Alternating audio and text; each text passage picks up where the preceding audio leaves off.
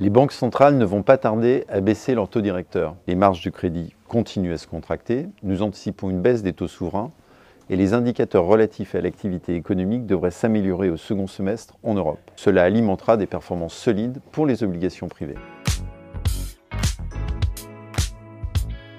Alors par exemple, dans le fonds à échéance Ecofi Optim 26, au vu du contexte et de nos anticipations, nous comptons augmenter un petit peu la sensibilité au risque de taux pour capter davantage de rendement sans pour autant modifier radicalement la structure de portefeuille. Notre performance dépend de notre capacité à ajuster la composition du portefeuille en fonction de la conjoncture, à identifier des émetteurs de qualité. Aujourd'hui, nous considérons que le secteur financier est celui qui est le mieux positionné. Les obligations hybrides callable corporate émises par des groupes solides offrent également une prime de rendement par rapport aux obligations classiques. Elles constituent donc une part non négligeable du portefeuille.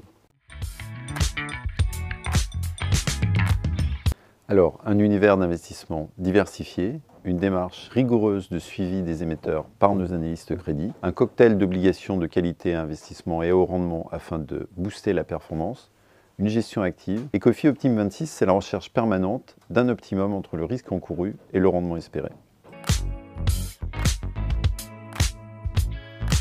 Absolument. Et on peut dire que la performance est déjà au rendez-vous. Le taux de rendement actuariel du portefeuille était de 5,25 pour une sensibilité taux de 1,30 au 7 mai dernier. La dynamique relative à l'évolution de la politique monétaire et des taux d'intérêt est favorable.